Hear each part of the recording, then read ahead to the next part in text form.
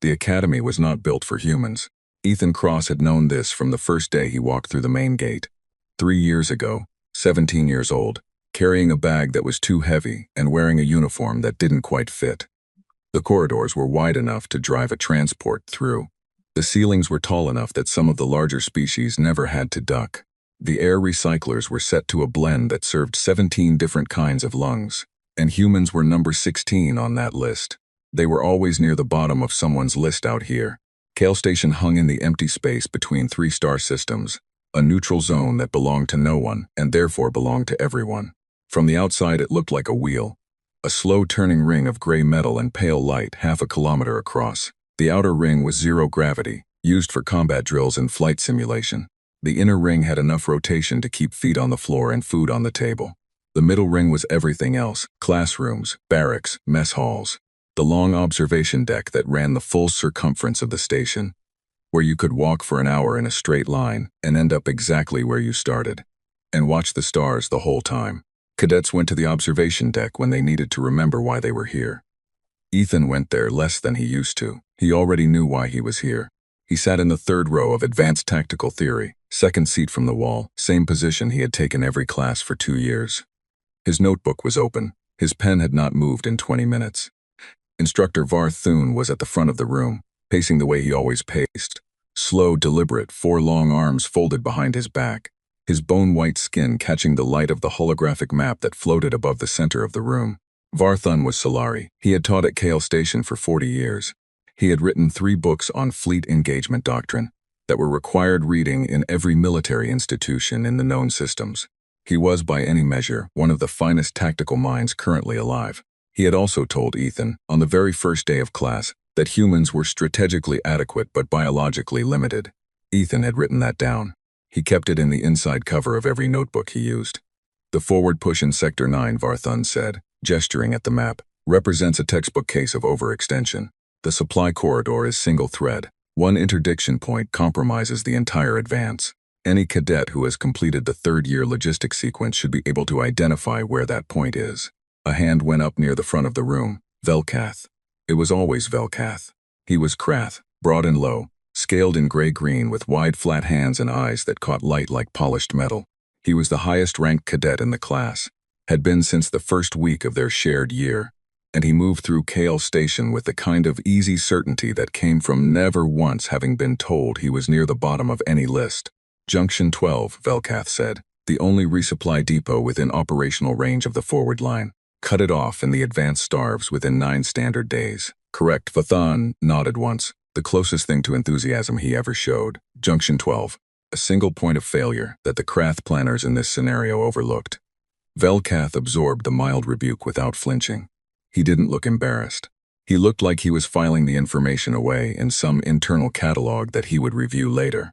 Ethan watched him do it and felt a complicated thing that was not quite admiration and not quite dislike. Yara nudged him from the next seat over. You're not writing anything, she said, barely moving her lips. I have it, Ethan said. You've been staring at the wall for 10 minutes. The wall has better ideas than Junction 12. She kicked his ankle. He picked up his pen and wrote, Junction 12, single thread, 9 days.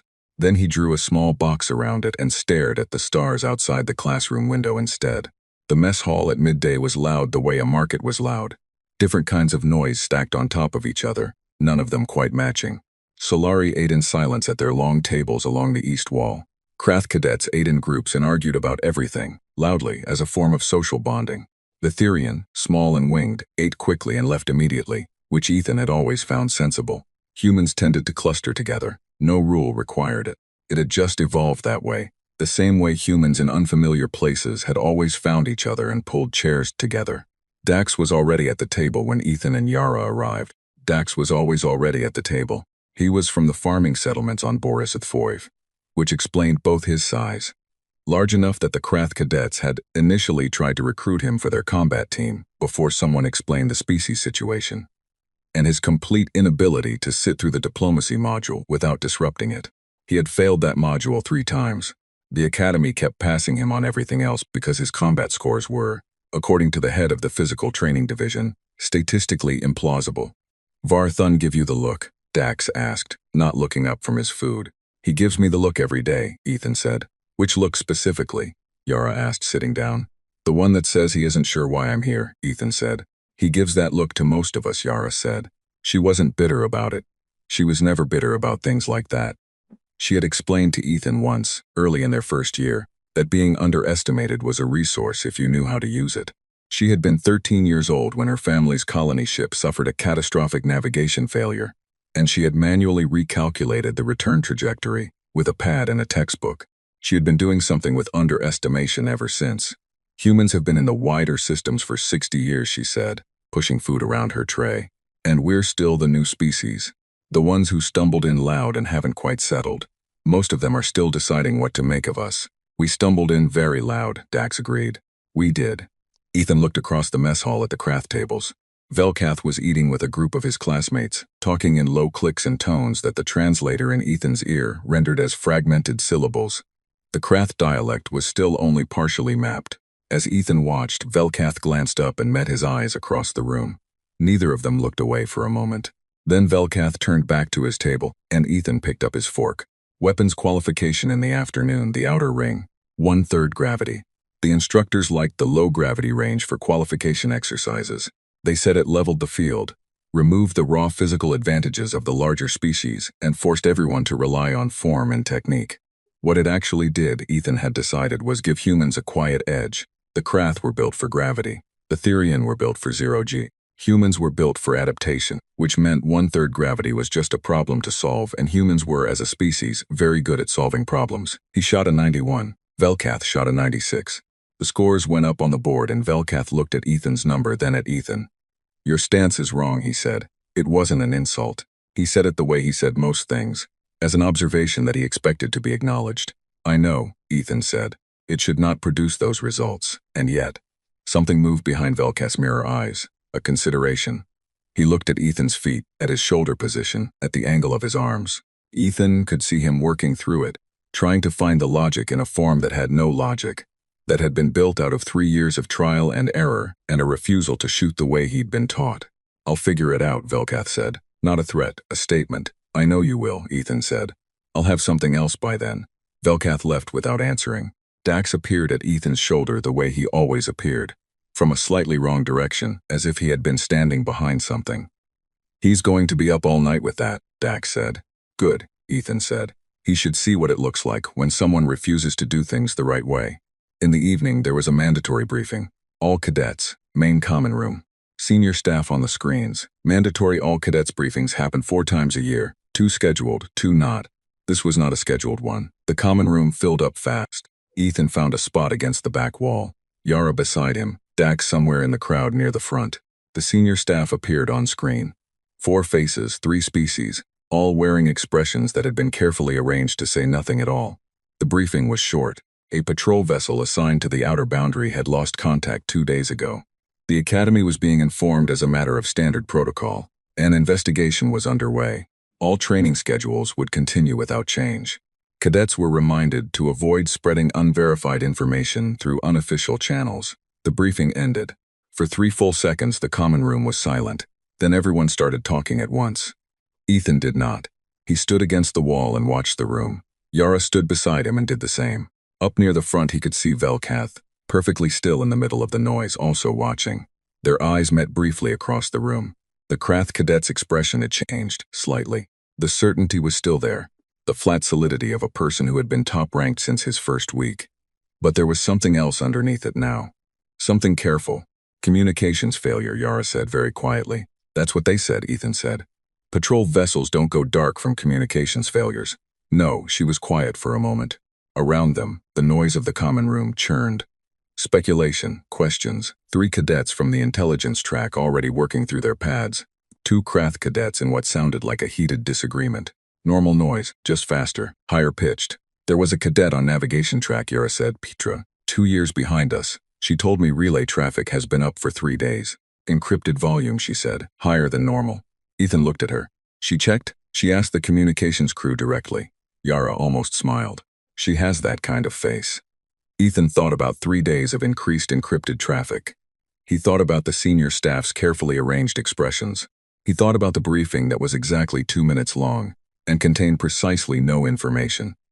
He thought about a patrol vessel that went dark near the outer boundary. The outer boundary, which bordered the dark that still didn't have a proper name on any chart, where the intercept reports talked about something moving, something the intelligence briefings called non-treaty aligned and expanding, which was the careful, formal, meaningless way of saying, we don't know what it is, and it does not care about our agreements. The Veld, that was the name passing through the unofficial channels. Nobody had confirmed it, nobody had denied it either. The calm is ending, Ethan said. Yara looked at him. She pulled her arms across her chest, a small movement self-contained. She had a way of going very still when she was thinking, like the processing happened somewhere deep and private, and the outside of her just waited. Maybe, she said. Or maybe it's a communications failure. You don't believe that? No, she said. I don't. On the screens, the Academy's daily schedule had replaced the senior staff tomorrow's timetable scrolling through in calm blue text. Advanced Tactical Theory, 0800. Weapons Qualification, 1100. Navigation Practical, 1400. Flight Simulation Block B, 1600. All of it normal, all of it scheduled, all of it pretending that nothing had shifted. Dax found them eventually, coming through the crowd with his tray still in his hand from dinner, which he had apparently brought with him to the briefing, and continued eating throughout. So, he said. So, Ethan said. Patrol vessel. Yes. Dax ate a bite of something and considered this. Think it's the thing from the outer boundary? Probably. Huh. He ate another bite. Well, we've been training for something. It was the most Dax had ever said about the future.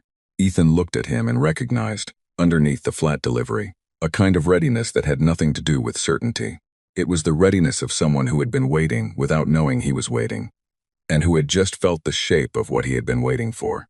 We should sleep, Yara said. Both of you. Now while we still can. She was right. She was almost always right. Ethan went to bed.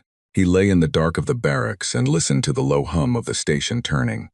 That constant low vibration that lived in the walls and the floors, and that you stopped noticing after the first week, but which never actually stopped. He thought about the outer dark, about something moving out there without a proper name. He thought about being 19 years old and trained for 3 years for a thing that might finally be arriving. He was not afraid. He examined that fact the way Velkath had examined his shooting stance, carefully looking for the logic in something that had no logic. And he decided, just before he fell asleep, that the absence of fear was probably not courage. It was probably just the particular human problem of not being able to imagine far enough ahead. He was asleep in 4 minutes. Outside, Kale Station turned in the dark. The stars held their positions. The outer boundary sat quiet at the edge of the map systems. The patrol vessel did not respond to any further signals. The calm held. For now. 3 days after the briefing, the Academy announced a full combat simulation exercise. This was not unusual on its own. Grand simulations happened twice a year. Large-scale tactical exercises that pulled all 3rd and 4th year cadets out of regular classes for a full standard week and threw them into a running scenario designed to test everything at once.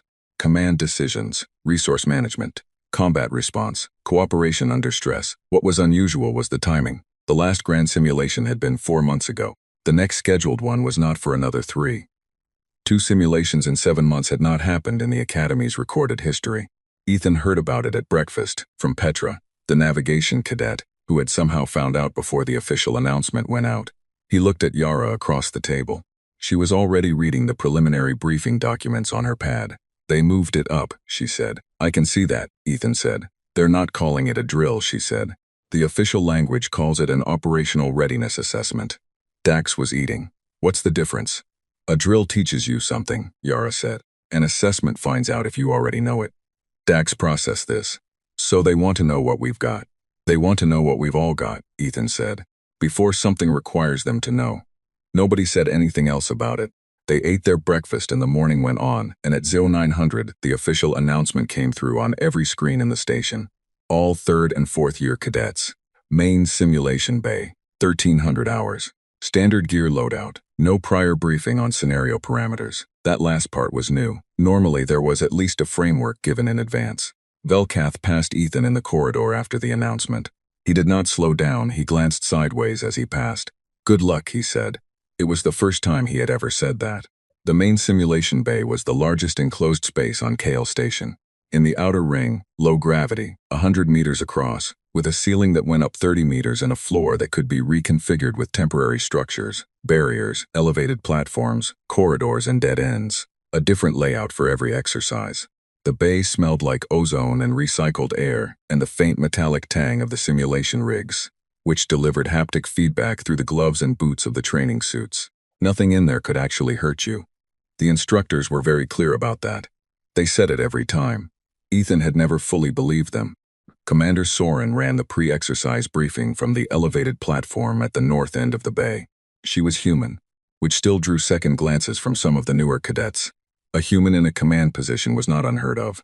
But at Kale Station, with its Solari administrative tradition, it remained unusual enough to register. She was 43 years old, had spent 12 years in active fleet service before transferring to the academy, and had a way of standing still that made you feel like she was moving toward you. Teams are pre-assigned, she said. You will find your assignment on the board behind me. You have 30 minutes before the scenario begins. You will not be told the scenario parameters in advance. You will receive them when the simulation starts. Silence about that. Good.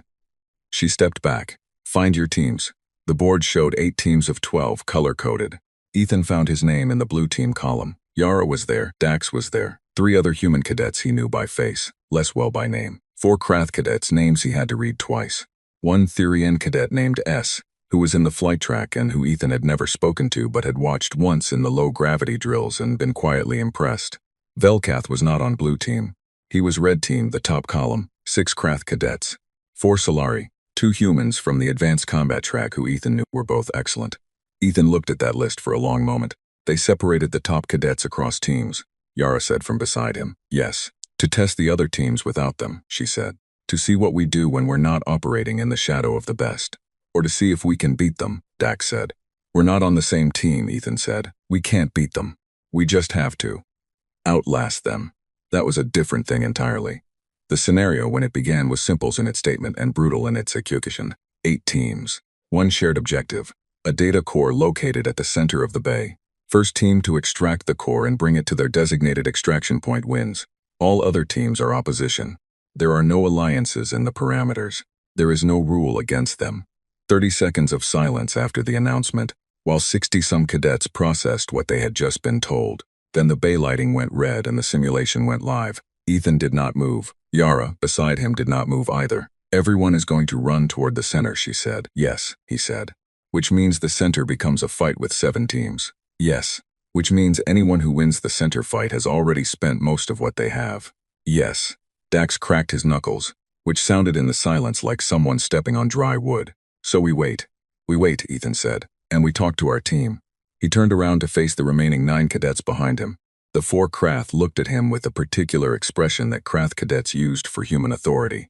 Not hostile, not respectful, just waiting to see if he would say something worth listening to. I know what you're thinking, Ethan said. You're thinking the fastest team gets the core.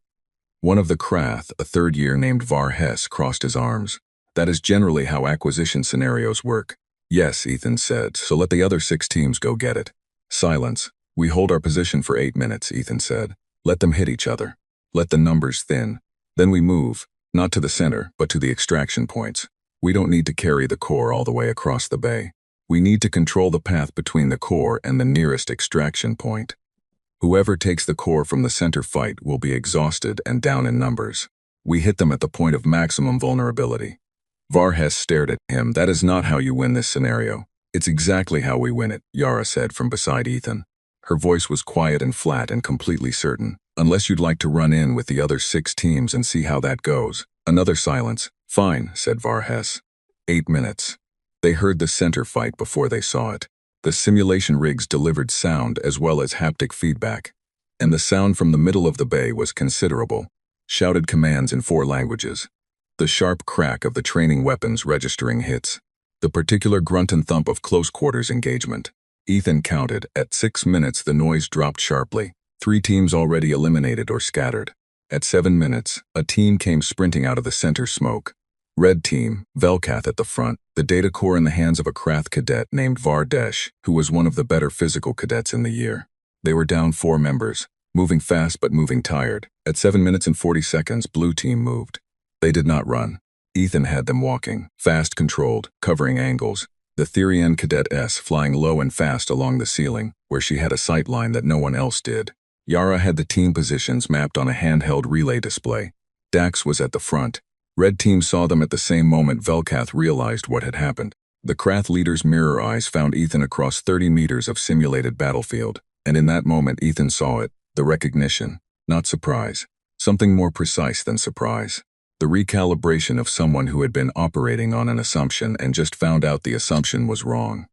The fight was short and ugly. Dax hit the line first, and the line held for a full 12 seconds before it started to give, which was 12 seconds longer than it should have based on numbers alone. Yara and S came around the left. Ethan and Var Hess came around the right. Velkath fought the way Velkath always fought, precise, economical, no wasted movement. And he was still fighting when his last teammate went down and the simulation marked him as the final standing member of a eliminated team. He looked at Ethan. Blue team extracted the core 11 minutes later.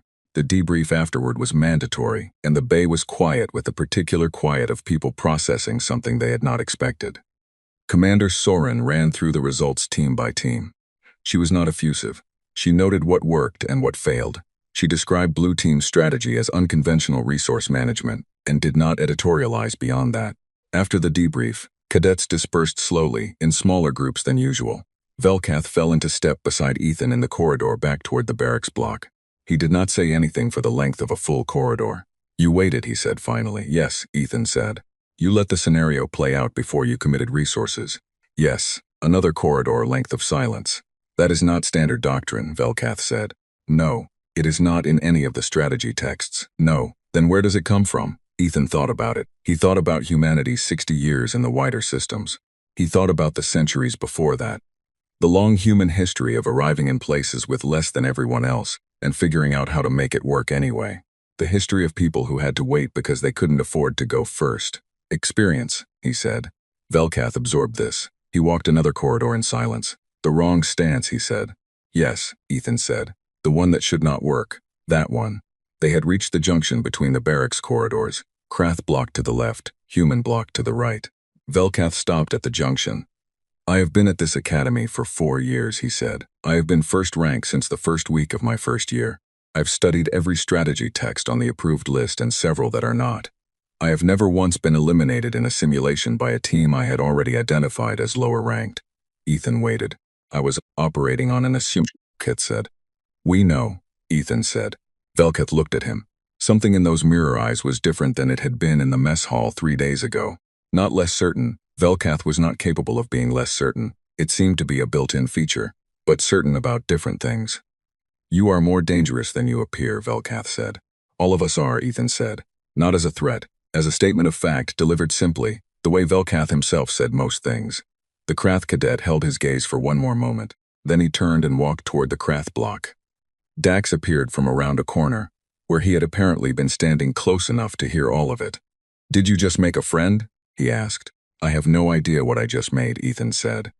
They walked back toward the barracks. Behind them, somewhere in the station's outer ring, the simulation bay was being reconfigured again. Different layout, different parameters. The staff working through the night to be ready for something. Getting ready. The way the whole station, Ethan now realized, was quietly getting ready. He just wasn't sure for exactly what. The second patrol vessel went dark on a Tuesday. Nobody announced it. There was no briefing this time. No senior staff on the screens. No careful language about communications failures pending investigation. The information moved the way information at Kale Station always moved when the administration decided not to share it. Through the maintenance crews. Through the communications team. Through Petra, who had that kind of face. And then through everyone else in the span of about 4 hours. 2 vessels, same boundary sector, 9 days apart. Ethan heard it at dinner and did not finish his food. He went to the observation deck instead. It was 1900 hours and the deck was mostly empty. Just a few first-year cadets he didn't know sitting near the far end, and a Solari instructor walking slowly with his hands behind his back, looking at nothing in particular. Ethan found a spot at the railing and stood there and looked out. The view from the observation deck never changed and never got old. Space did not have weather. It did not have moods. It sat in its own permanent dark and held its stars in exactly the positions they had always been in, indifferent to the small metal ring turning slowly inside it. Ethan had grown up on a station, not as large as Cahale but the same basic logic, sealed walls, recycled air, the hum of systems running, and the view from any observation window had always felt to him less like looking out and more like being reminded. The universe is very large. You are very small. Keep that in mind. He found it comforting usually. Tonight it felt different. You ate half your dinner, Yara said from beside him. He had not heard her come. He never did. I wasn't hungry, he said. You're always hungry. Second one's gone dark, he said. I know. She put her hands on the railing. Same sector. Same sector. 9 days. She was quiet. Below them, through the inner ring's transparent low floor panels, you could see the academy's lower corridors. Tiny moving figures, cadets and staff, the whole small contained world of Kale Station going about its evening. It looked very normal. It looked exactly the way it had looked every evening for 3 years. My brother is on the Varant, Yara said. Ethan looked at her. Survey vessel, she said, outer systems. He signed on 8 months ago. She was looking at the stars. Her hands were flat on the railing, not gripping it. He sends messages when the relay window is open. Last one was 12 days ago. The relay windows are irregular out there, Ethan said carefully. Yes, she said, they are. He did not say anything else. She did not want comfort right now.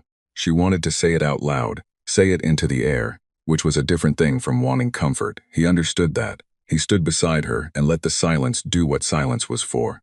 After a while, she straightened up. What do you know about the Veld? She asked. Only what's in the intercept briefings, he said. Which isn't much. Tell me what isn't much. Ethan leaned on the railing. First contact record goes back 14 years. Solari survey team, outer boundary, sector not currently mapped. They sent back a partial report before the signal cut out. 3 fragments. First one described ships, described them as large, dark, no running lights, no signal output. Second fragment described an engagement attempt. Third fragment was just noise. He paused. That was the last Solari survey pushed to that sector. Yara absorbed this. And in 14 years, 12 separate vessels from 4 different species have gone dark in boundary sectors that border the same general region. Not all in one burst. Spread out, irregular spacing. The intelligence teams argued for years about whether it was connected.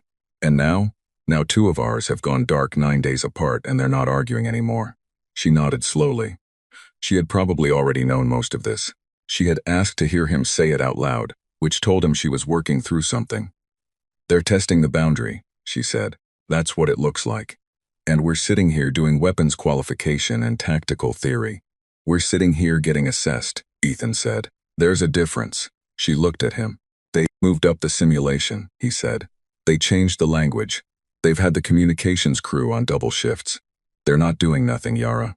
They're doing it quietly, which is its own kind of information. She thought about this. They don't want panic. They want to know what we have first. She turned back to the stars. Somewhere out there, past the edge of the mapped systems, past the last survey markers and the relay beacons and all the small signs that said people have been here, the dark just went on, nameless, uncharted, and something in it was moving. My brother's fine, she said, not to Ethan, to herself. Yes, Ethan said. She nodded once. I'm going to bed. She left the way she arrived, without sound. Ethan stayed at the railing a little longer. The name came up 2 days later, in a conversation he wasn't supposed to hear. He was in the equipment storage room off the main training corridor, replacing a worn strap on his simulation harness, when 2 instructors stopped in the corridor outside. He recognized the voices Varthun and a Solari tactical officer named Sen who ran the advanced flight track. They were speaking in standard, which the Solari instructors only did in mixed company or when they didn't expect to be overheard. Ethan went still. Can't keep the cadets in the dark indefinitely, Sen said. The second loss will be confirmed by the end of the week. There's nothing to manage after that. The council has not made an official determination, Varthun said. The council is taking their time because once they make it official, the response protocols activate. A pause. And the response protocols include authorization for the Black Ship program. Ethan's hand stopped moving on the harness strap. That has not been confirmed operational, Varthun said. It was confirmed operational 7 months ago, Sen said. I was at the briefing. You were at the briefing. His voice was flat. They've been running her dark and quiet since then, which is not the same as not operational. When the authorization comes, she goes. And if she goes, then the Veld will know exactly what kind of species they've been testing. The footsteps moved away down the corridor. The voices faded. Ethan sat in the equipment room for a long moment. He finished fixing the harness strap. He folded it carefully and put it back on the rack. Then he went and found Dax, who was in the common room. And he sat down beside him and he said very quietly, "Have you heard of something called the Black Ship?" Dax looked at him sideways.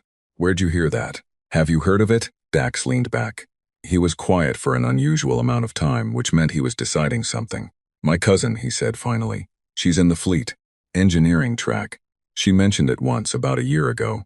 Said she'd been reassigned to something she couldn't talk about. Something big. Said the construction team called it the blackest ship because it had no running light, because it had transponder signal, no registry markings, no record anywhere. It didn't officially exist. He looked at Ethan. She seemed proud and scared at the same time. What is it? She couldn't say or wouldn't. Dax rubbed the back of his neck. She said, and this is the one thing she told me. She said if you ever saw it coming, you'd know why they built it without a name. Ethan thought about the Solari survey team's first contact record. Large, dark, no running lights, no signal output. He thought about the kind of species that looked at something like that and decided to build one back. We made something that looks like theirs, he said. Sounds that way, Dax said, to show them we could. Dax picked up his mug and drank from it. Humans, he said, not without affection. That evening, Commander Soren announced a change to the training schedule. Starting the following week, 3rd and 4th year cadets would add 2 additional hours of daily simulation time. The new sessions would focus on multi-environment engagement, vacuum operation, compromised gravity, close quarters, and reduced visibility. The announcement used the phrase expanded operational readiness and was delivered in the same calm tone as every other administrative update. In the common room, Ethan watched cadets react. Some looked tense, some looked focused. A first year near the door looked afraid, which was honest of him. Velkath was sitting at a table with 2 other Krath cadets, reading the announcement on his pad. He read it twice, Ethan noticed. Then he set the pad down and looked at the ceiling for a moment, very still. Ethan crossed the room and sat down across from him. This had not happened before. Velkath looked at him with an expression that was difficult to read. Vacuum operation, Ethan said. You're good at that. Yes, Velkath said. Multi-environment close quarters, reduced visibility. You're good at that too. Yes, Velkath said more carefully. I'm not, Ethan said. I'm not bad. But I'm not good the way you are. He said it plainly because it was true, and because there was no useful reason to pretend otherwise. Dax is good at close quarters, but he loses something in 0G. Yara is better in vacuum than either of us, but reduced visibility is a problem for her processing speed. Velkath watched him across the table. You are telling me your weaknesses. I'm telling you things you've probably already observed, Ethan said. I'm also telling you that you lost a simulation to a team I was running, so we both have gaps. A pause. What are you proposing? Velkath asked. Cross-training, Ethan said. You help me with vacuum technique. I show you what I was doing with the simulation strategy. We both go into whatever is coming with fewer gaps. Velkath was quiet for a long moment. The common room moved around them. Somewhere near the back, someone had turned on a news relay. The outer boundary situation was appearing in civilian channels now, carefully worded. Nothing confirmed, everything implied. You believe something is coming, Velkath said. 2 patrol vessels, Ethan said. 9 days apart, same sector. Yes, they moved up the simulation. They're expanding training hours. The relay traffic has been high for 2 weeks. Yes, Velkath said again. He looked down at his pad, then back up. The Krath outer settlements are in the same general boundary region. His voice did not change when he said this. It stayed flat and measured and exact, the way his voice always was. But something underneath it had weight. I have family in those settlements. Ethan looked at him. Velkath met his eyes. So I already know something is coming, he said. I have known for longer than you have. I simply did not mention it because it was not useful information in context. A beat, cross-training, he said. Agreed. He held out his hand in the human way, which he clearly did not normally do, executed with a slight awkwardness that said he had looked it up at some point. Ethan took it and shook it. Dax, appearing from his slightly wrong direction behind Ethan's shoulder, looked down at the handshake with an expression of genuine surprise. Did you just make a don't? Ethan said. Friend? I said don't. Velkath released the handshake and returned to his pad, and if there was something in the angle of his head that was just slightly less closed than before, none of them pointed it out. Some things were more useful left unacknowledged. The news relay on the back wall murmured about the boundary, about communication losses, about council deliberations in progress, about a situation that was still described, in all the careful official language, as under investigation. Ethan looked at the stars through the common room window. Same stars, same dark, same positions they had always been in. Something was out there in it, and somewhere out there in it, dark and quiet, and without a name on any registry, something human was already moving toward it. The calm held, for now. The cross-training started on a Wednesday, and by Friday, Ethan had a bruised shoulder, a new understanding of vacuum movement geometry, and a slowly growing suspicion that Velkath had been going easy on everyone else his entire time at the academy. The Krath cadet did not teach the way the instructors taught. He did not explain things in sequence, building from principle to application. He demonstrated once, fast and exact, and then expected you to do it. If you failed, he demonstrated again, slightly slower, and watched you with those mirror eyes until you found the part where your body disagreed with physics and fixed it. It was unpleasant, and it worked. You're dropping your left side when you push off a surface in low gravity, Velkath said.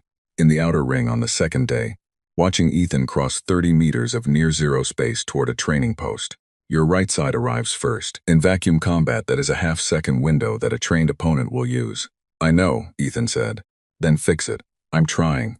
Trying and fixing are different things. Yara, watching from the observation rail, said nothing. She had the particular expression she wore when she thought something was funny, but had decided not to say so. Ethan pushed off again. He concentrated on the left side. He arrived at the training post with both sides at roughly the same moment and grabbed the post and looked back at Velkath. Velkath tilted his head a fraction. That was as much approval as he gave. By the following Monday, Ethan's time across the standard vacuum course had dropped by 4 seconds. Velkath had, in exchange, spent 3 sessions working through the simulation strategy with Ethan, the patience mechanics, the resource calculation, the particular human habit of letting a situation develop before committing. He had absorbed it the way he absorbed everything, with complete focused attention and no visible emotional response. And then on the 4th session, he had run the simulation 3 times and won all 3, using variations on the strategy that had not occurred to Ethan. You're faster than I am at this, Ethan had said, after the 3rd win. You invented it, Velkath had said. I am only using it correctly. Ethan had not known what to do with that, so he had written it in his notebook. The incident happened on a Thursday 17 days after the 2nd patrol vessel went dark. It was 0340 in the station's night cycle. Ethan was asleep. The barracks were quiet, the particular deep quiet of a place where everyone around you is also unconscious. That low collective stillness that you only notice when it stops. It stopped. The alarm was not the standard drill tone. Every cadet at KL Station knew the drill tone. 3 short pulses repeated, the sound of a scheduled inconvenience. This was different. 1 long tone, continuous, rising slightly in pitch. Ethan had heard it exactly once before, in orientation week, when the instructor had played it on a recording and said, "This means the station itself is the emergency. This means you move now and you ask questions after." He was on his feet before the tone finished its first second. The barracks lights came up red. Around him, 8 other cadets were doing what he was doing. Moving without full consciousness, boots going on. Emergency kit grabbed from the shelf above the bunk. Bodies already halfway to the door before the brain fully caught up. Ethan was in the corridor in 30 seconds. The corridor was already filling, red lighting, the low alarm continuing its single climbing note. Cadets from the adjacent blocks coming out of doorways, some of them still pulling on jackets. He found Yara at the junction between corridors, already oriented, already looking in the right direction. "Outer ring," she said. "What happened? I don't know. The alert pattern matches a hull integrity event." Dax appeared. He was fully dressed, which meant either he had been awake already or he slept dressed, which was, on reflection, possible. "Hull event?" Dax said. "That's what the pattern suggests," Yara said. "Something hit us," Dax said. Not a question. The corridor intercom crackled. Commander Soren's voice came through, steady and without hurry, which was its own kind of signal. A calm voice in an emergency meant the person using it was working very hard to keep things from getting worse. "All cadets, report to emergency stations by block assignment. Outer ring is under restricted access. Damage control teams, report to Junction 7. This is not a drill. This is not a drill." Ethan had heard that phrase in training contexts 100 times. Instructors used it for emphasis. Cadets used it, ironically. Hearing it come through the intercom in a red-lit corridor at 0340 with the alarm still running made it mean something entirely different. "Emergency station," he said. "Come on."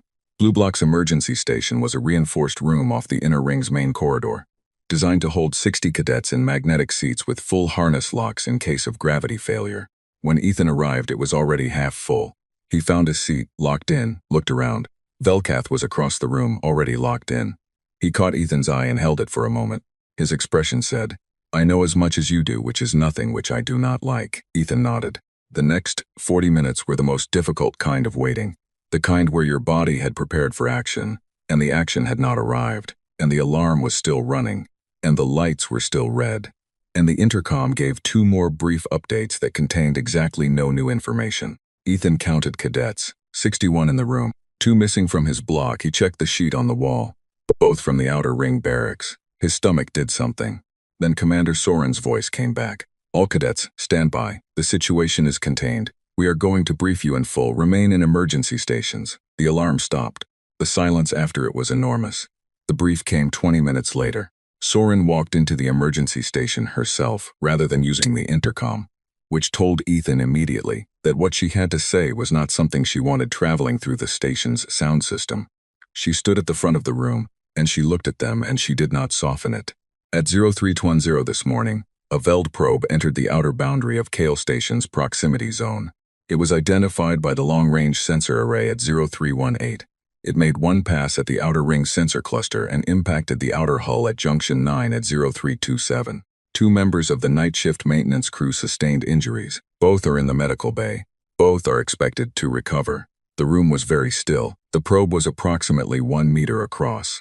It was not a weapon in the conventional sense. It was a mapping device. It was transmitting on a tight band signal during its approach, cataloging the station's exterior. We destroyed it on impact. The signal it sent before impact has been captured and analyzed. It was transmitting our exact position, our hull layout, and our sensor array configuration.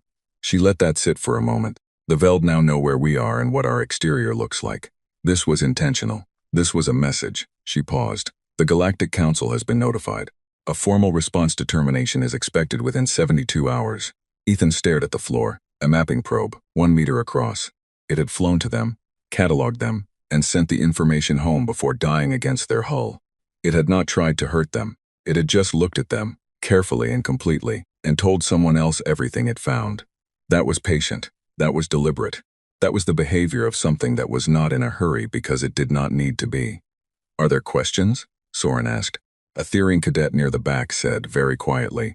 The 2 crew members who were hurt, what were their names? Soren looked at her. Cadet 10 and Specialist Var-Ul, both will recover. That matters, she said it without decoration, just, that matters. Any other questions? Velkath raised his hand. The probe's approach vector. Was it from the boundary sector where the patrol vessels were lost? Yes, Soren said. Velkath lowered his hand. After the emergency stations released, most cadets went back to the barracks. It was 0500, and there were 2.5 hours until the first class of the day, and no one was going to sleep, but the instinct was to return to a known space and be there. Ethan did not go back. He walked to the observation deck. The outer ring was still restricted, a team of maintenance staff moving along the hull in suits, but from the observation deck you could see the patch of the outer wall near Junction 9, where the impact had left a blackened mark the size of a transport vehicle. Clean edges. Precise. It had not wanted to do more damage than it did. It had wanted to look. He stood at the railing and looked at the mark and thought about the particular horror of being studied. Dax came and stood beside him. Then Yara.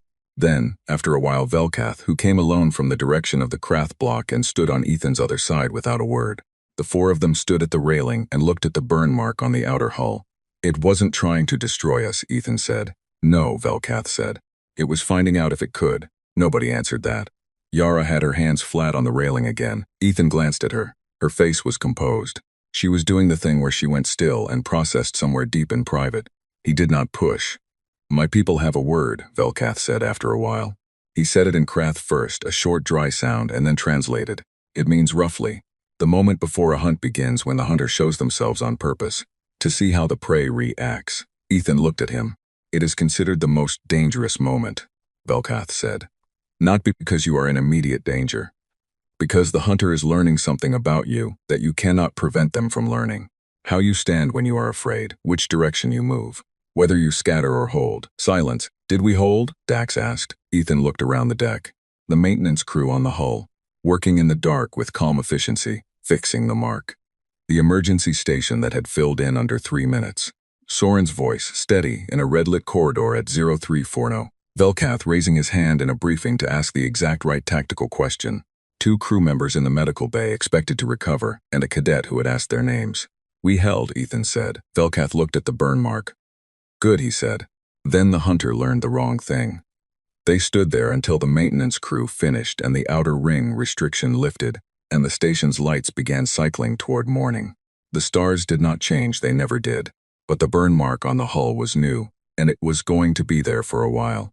And every cadet who walked past Junction 9 for the next week was going to see it and understand something they had not understood before.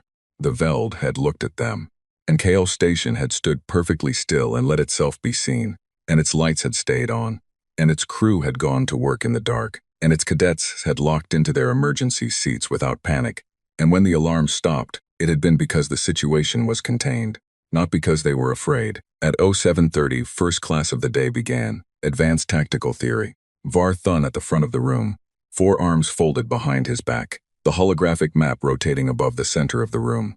He did not acknowledge the events of the night before.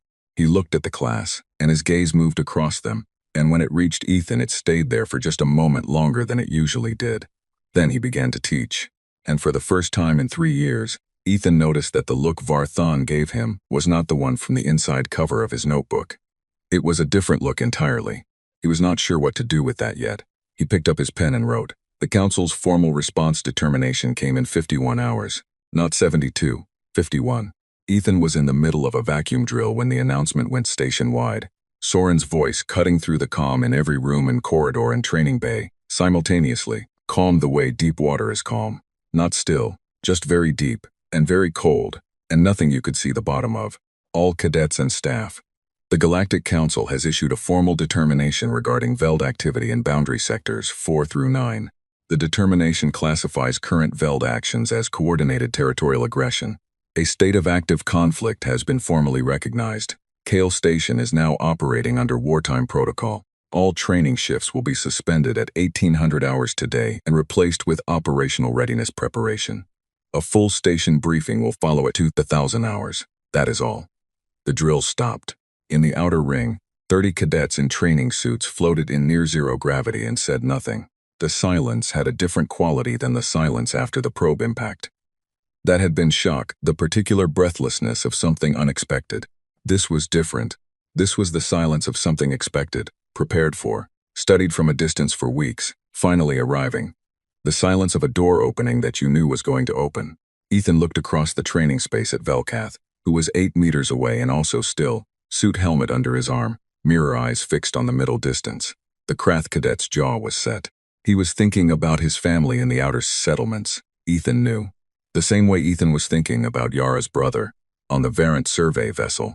The same way Dax was probably thinking about his cousin, in the Fleet Engineering Division, the one who had been reassigned to something big that she couldn't talk about. The Therian cadet, drifted slowly down from the ceiling where she had been running the highline approach drill. She landed without sound, and stood very straight and looked at Ethan, because she had learned in the past 3 weeks of cross-training that when things were unclear, looking at Ethan was a reasonable starting position. He did not have anything to say yet. He pushed off the wall and floated toward the exit hatch. "Drill's over," he said. "Let's go." The station felt different by afternoon. It was not louder. It was not more frantic.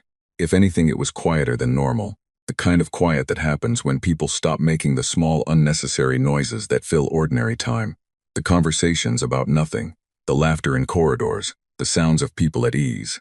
All of that was still there, but underneath it was a new layer of quiet, a stillness that had moved in and was taking up space.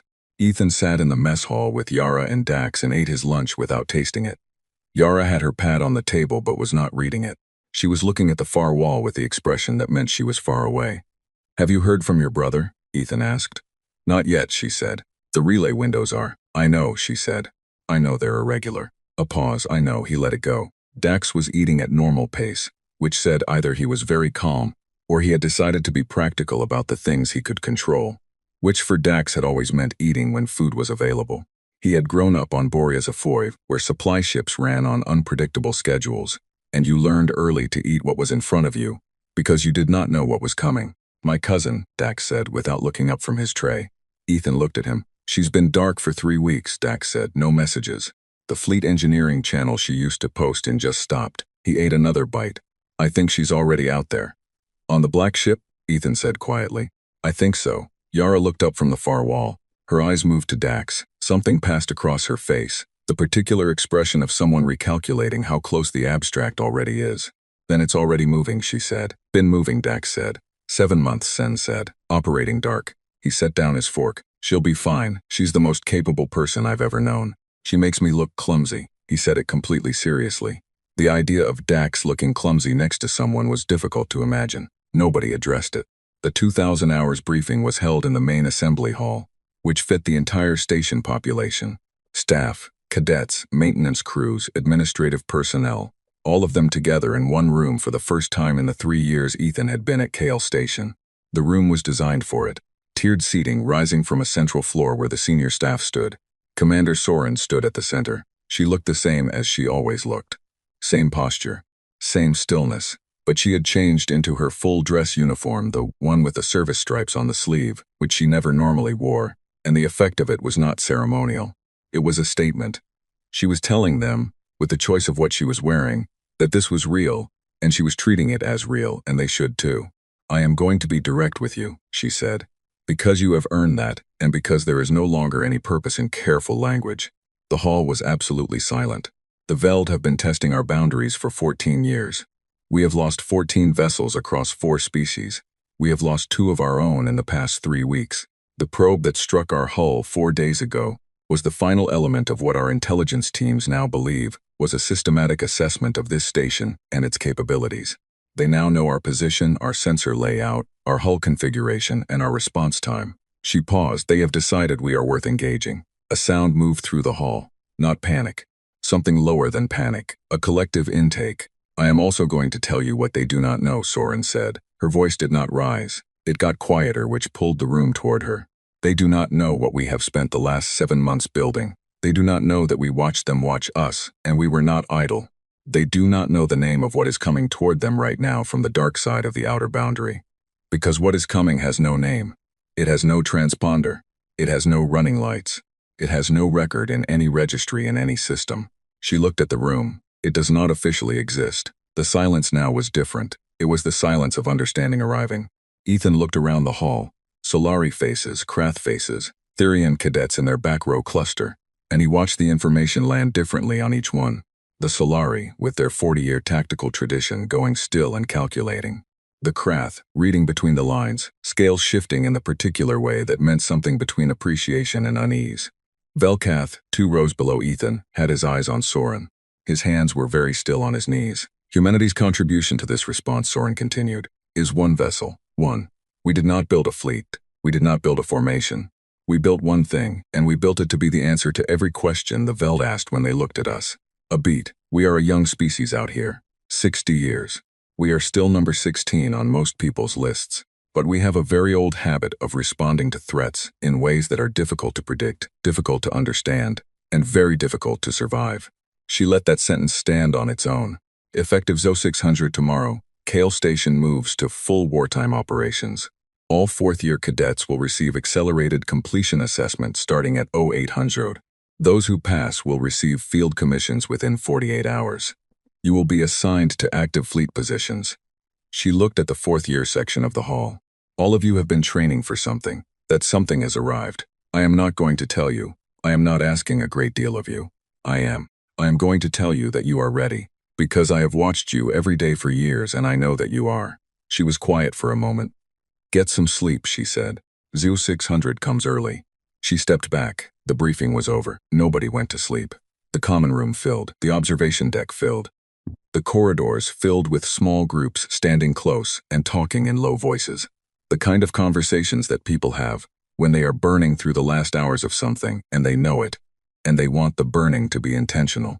Ethan went to the observation deck. He stood at the railing and looked out and thought about the morning, the assessment, the commission, the fleet assignment, the thing that waited on the other side of all of it. He was 19 years old. He had wanted this in the abstract way you want things that feel large and distant. Now it was not abstract. Now it was 0600, which was 8 hours away. Velkath came and stood beside him. He did not say anything for a long time. They stood at the railing together the way Ethan and Yara had stood 3 weeks ago, before the probe, before the second vessel, before all of it, when the calm was still mostly intact. My family is in Settlement 3, Velkath said, Outer Cluster, Boundary Sector 6. Ethan listened. My father runs a mineral survey operation. My mother teaches at the settlement school. I have 2 younger sisters. He said it plainly. They have been told to shelter in place pending resolution of the boundary situation. They do not know yet that the boundary situation now has an official name. I'm sorry, Ethan said. Do not be sorry, Velkath said. Not harshly. He meant it practically. Be effective. Ethan nodded. Velkath looked out at the stars. I have spent 4 years at this academy, he said. And I believed, for most of those years, that I understood the full range of what I was dealing with. Every species, every capability, every documented approach to conflict and strategy and response. He paused. I had categorized humanity as a footnote. New noisy, adequate, interesting in small ways but not significant in large ones. He was quiet for a moment. I was wrong, he said. Ethan said nothing. You build things that do not officially exist, Velkath said. You wait when everything says run. You use a wrong stance and make it work. You share your weaknesses openly and turn that into an advantage. You lose your first 40 years in the wider systems getting things wrong, and then you spend the next 20 getting very, very quiet. He looked at Ethan. The Veld looked at this station and saw number 16 on a list. They saw the new species, the ones still finding their place. Yes, Ethan said. They made the same mistake I made, Velkath said. The words sat between them, the observation deck railing cold under Ethan's hands, the stars outside completely unchanged. Everything else was changing. The stars did not care. When this is over, Velkath said, I would like to continue working together. Yes, Ethan said. Same. Dax materialized from his wrong direction and leaned on the railing on Ethan's other side. He had a mug of something hot and he was looking at the stars. You two having a moment, he asked. We finished, Ethan said. Good. Dax drank from the mug. Because Yara got a message from her brother 20 minutes ago. Ethan turned. And he's fine. Varant got pulled into a safe corridor 2 weeks ago. He couldn't message because of signal blackout. Dax looked at his mug. She's in the common room. She's been crying for about 10 minutes, which for Yara is basically a full breakdown. Ethan left the railing. Yara was in the far corner of the common room, in a chair pulled close to the wall, her pad face down on her knee. She was not crying anymore, but her eyes were red and she had the look of someone recently put back together, the seams still visible. She looked up when Ethan sat down across from her. He's fine, she said. I know, Dax told me. She nodded. She looked at her hands for a moment. She stopped. Started again. I had been so sure I was managing it, all of it. The briefings, the probe, the alert, all of it. Very managed. She glanced up at him. And then his name came through on the relay and You're human, Ethan said. She looked at him. We do that, he said. We hold and hold and hold, and then one name comes through on a relay and everything releases at once. He paused. It's not a flaw. No, she said quietly. It's not. They sat together as the common room moved around them. At the far end, someone had put music on, soft and low. A group of first-year cadets were playing a card game with intense concentration, the focus of people who needed their hands and eyes occupied. 2 Solari instructors stood by the window and spoke in their quiet language to each other. Everywhere, people were spending the last hours of the calm in the way that felt right to them. At 0400, Ethan finally went to bed. At 0600, the assessment began. He sat down at the testing station, looked at the first question, and thought about a wrong stance that should not work. He thought about waiting 8 minutes while everyone else ran at the same target. He thought about 2 patrol vessels, and a mapping probe, and a burn mark on the outer hull, and a ship with no lights and no name, moving through the dark towards something that had been patient and deliberate, and had looked at them carefully and learned exactly the wrong thing. He thought about Velka's word, the hunter showing itself, the moment of assessment. Humanity's answer was already in the dark, already moving. He picked up his stylus and began. Outside, Kale Station turned in the silence between 3 systems. The stars held their positions. The outer boundary sat at the edge of the mapped world, where the charts ran out and the dark went on without names. The calm was over. Something was coming through it, and it was theirs.